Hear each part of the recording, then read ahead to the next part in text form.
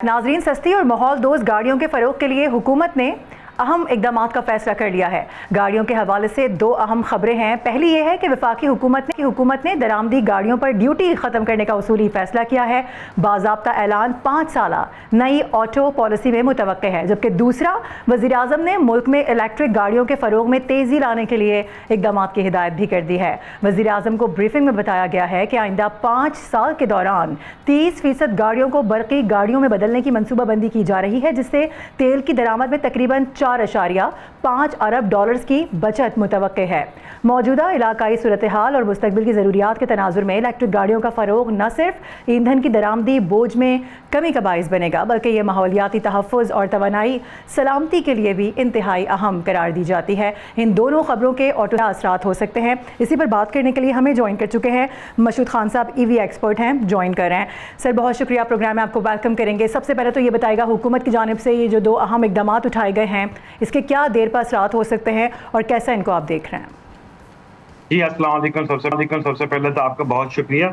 देखिए, ये गवर्नमेंट दो पॉलिसीज पे जो काम कर रही है वो है ईवीज पे और इलेक्ट्रिकल व्हीकल्स पे। दूसरी तरफ है यूज गाड़ी के। दो बातें जो भी आपने इंट्रो में दी।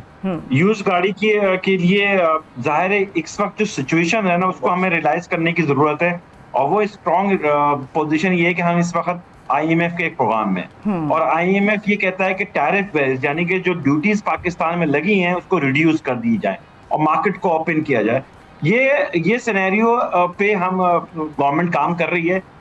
As a expert auto parts मैं ये समझता हूँ ये पॉलिसी पाकिस्तान की अपने मैन्युफैक्चरिंग इंडस्ट्रीज के लिए बहुत ही मुश्किल और मरहला होगा। वो वजह ये है कि पाकिस्तान में अगर हम पहले कहते थे कि यूज गाड़ी अगर आती है और ओपन कर देते हैं अगले 3-5 साल के बाद, तो पाकिस्तान में एक बहुत बड़ी कैप है जो कि इंपोर्ट होगी। और हमारी जो इकोनॉमी है, हमें इस चीज को समझना है कि हमारी इकोनॉमी बेस्ड ऑन IMF के फंड्स पे। रिजर्व आपके पास बड़े सिलेक्टेड होते हैं। हमने 5 साल पहले ये देखे हैं ऐसे वाकयात कि पाकिस्तान में LCs नहीं खुल पाई थी, रिस्ट्रिक्शंस लग गई थी। ऐसे सिनेरियो में इंपोर्ट बेस्ड इकोनॉमी पाकिस्तान की इकोनॉमी को डेवलप नहीं कर पाएगा। एक बात। दूसरी बात, अब हम आते हैं ईवीज पे। ईवीज गवर्नमेंट जाहिर है चाहती है पाकिस्तान में इलेक्ट्रिकल व्हीकल्स की प्रमोशंस हो, 2 व्हीलर, 3 व्हीलर्स एंड 4 व्हीलर। दुनिया का अगर हम मवाजना करते हैं तो दुनिया में हम ये देखते हैं कि ऑलरेडी ईवीज जिन जिन डेवलप मुल्कों ने की, उन डेवलप मुल्कों ने सब्सिडी दी है, तो ईवी की मार्केट वहां पे पेनिट्रेट कर पाई। पाकिस्तान में यही गवर्नमेंट ऑफ पाकिस्तान हमारी ये चाहती है कि हम ईवी को प्रमोट करें आम लोगों के लिए, ताकि उसको सब्सिडी दी जाए और प्राइसेस कम हो सके। तो ये दूसरा सिनेरियो है। इसके पास जो गवर्नमेंट का एनालिसिस है कि हम अगले 5 साल में वॉल्यूम को 30% कर लेंगे और फ्यूल की इंपोर्ट को कम कर लेंगे, ये एक पॉइंट है। मगर हम यह अगर मवाजना करें पिछले 5 सालों में इंपोर्ट हुई कितनी, ये जो गाड़ियां हमारे यहाँ पाकिस्तान में CBU यानी कि कंप्लीट बिल्ड यूनिट आ रहा है, और कुछ प्लांट्स ऐसे लगाए गए हैं जिसमें असेंबलीज हो रही हैं, उनका अगर हम डेटा देखते हैं तो आप अभी पाकिस्तान का इंपोर्ट डेटा देखेंगी तो इन व्हीकल्स की और असेंबली पार्ट्स का, तो ये ट्रेंड हमारा अपवर्ड जा रहा है, यानी कि ट्रेंड बढ़ रहा है, इंपोर्ट हमारी बढ़ रही है।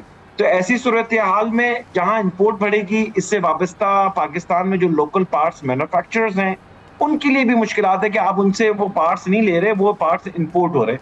तो हमें जो चीज को देखना है लॉन्ग टर्म, क्योंकि देखें स्ट्रैटेजी और पॉलिसीज बनाई जाती है फॉर द इकोनॉमिक डेवलपमेंट, जहां से हम रिकवरी करके अपनी इकोनॉमी को स्ट्रॉन्ग कर सके।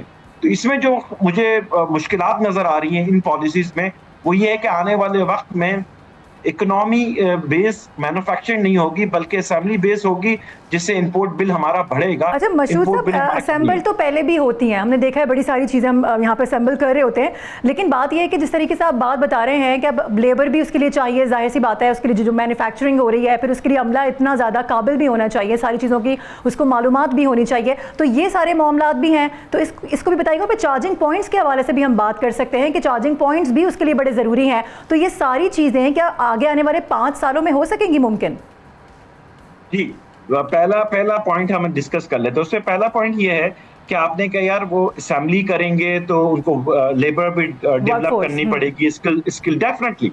देखिए, कोई भी असेंबली प्लांट या मैन्युफैक्चरिंग प्लांट जब भी कोई लगता है तो स्किल मैन पावर्स की ट्रेनिंग होती है, आइदर यू कि आप वो खुद ट्रेनिंग कर रहे होते हैं विद दी स्किल्स वर्कर्स की, या आप किसी कंपनी के साथ कोलैबोरेशन करते हैं तो वो टेक्नोलॉजी और स्किल्स डेवलपमेंट की जाती है। तो ये दोनों सूरतें में हमारा पॉइंट यहाँ पे ये है कि जब असेंबली होती है ना, तो पार्ट्स आपके लोकलाइज नहीं होते। ठीक। ईवी में जो 3 बड़े कंपोनेंट हैं वो बैटरी है, मैनेजमेंट सिस्टम्स है और उसकी इलेक्ट्रॉनिक सिस्टम्स है। तो ये जाहिर है आपकी इंपोर्ट होगी, मगर अदर देन बॉडी पार्ट जो पाकिस्तान में देखा जाए कि कई body part, interior parts Pakistan में बन रहे सही। हैं, तो उनको हमें फैसिलिटेट करना चाहिए, उनकी फैसिलिटी को यूज करना चाहिए। ये एक पॉइंट था। दूसरा पॉइंट आपने कहा, जैसे ही ईवी को पाकिस्तान में हम प्रमोट करेंगे तो डेफिनेटली इलेक्ट्रिकल चार्जर्स यूनिट की बहुत बड़ी जरूरत है, और इसमें जो गवर्नमेंट अभी प्लानिंग कर रही है उसमें भी गवर्नमेंट प्लान कर रही है कि इलेक्ट्रिकल चार्जर्स यूनिट के लिए बाहर से हम